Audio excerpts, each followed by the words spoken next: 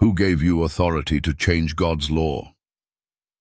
Let the question thunder from heaven and shake the souls of men. Who gave you authority to change God's law, not modify it, not reinterpret it, not rearrange it, change it, because that's exactly what the world has done. The very law that God spoke with his own voice, wrote with his own finger, carved into stone, is now treated like soft clay in the hands of man-made religion. Exodus 31:18 tells us, "He gave unto Moses 2 tables of testimony, tables of stone, written with the finger of God." Not by prophets, not by priests, not by angels. God himself wrote his 10 commandments. But today, preachers preach them away, churches edit them, theologians spiritualize them, and seminaries silence them. Especially the 4th commandment, the Sabbath. It's been deleted, diluted, and replaced. God said, "Remember the 7th day," but you say, "No, keep the 1st." So let me ask again, who gave you that authority? Jesus didn't. In Matthew 5:17-18 he said, "Think not that I am come to destroy the law. Till heaven and earth pass, one jot or one tittle shall in no wise pass from the law." He didn't come to erase it. He came to fulfill it, not fulfill instead of obey, but fulfill by obeying, as our perfect example. The apostles didn't change the law. Paul wrote in Romans 3:31, "Do we then make void the law through faith? God forbid, yea, we establish the law." So, if Jesus didn't change it, and the apostles didn't change it, who did? Rome did.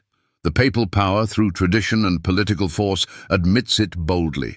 The Church changed the observance of the Sabbath to Sunday by the right of the divine, infallible authority given to her by her founder, Jesus Christ. That's a lie straight from hell. Jesus never gave that authority. He never said, "Change my law."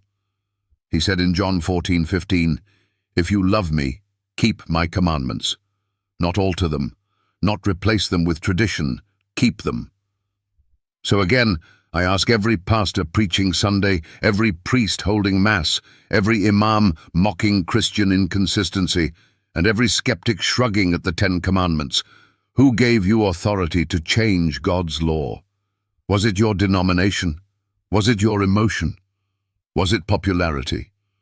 Was it fear of offending the masses? You can't change a law you didn't create. You weren't there when God thundered at Sinai. You weren't there when his finger engraved eternity into stone. You weren't there when he rested on the 7th day and sanctified it forever. God's law is not yours to tamper with. In Malachi 3:6, God declares, "I am the Lord, I change not." In Psalm 89:34 he says, "My covenant will I not break, nor alter the thing that is gone out of my lips." And in Revelation 22:19, the final warning echoes, "If any man shall take away from the words of the book of this prophecy, God shall take away his part out of the book of life." So what is the price of changing God's law? Eternal loss. Heaven revoked. Judgment guaranteed. You might have a title. You might have a pulpit. You might have followers, traditions, doctrines, and prestige. But unless your authority is higher than God himself, you have no right, no power, no permission to change even one letter of God's law. The law stands unmoved, unchanged, unyielding. So I ask you one last time, who gave you the authority to change God's law?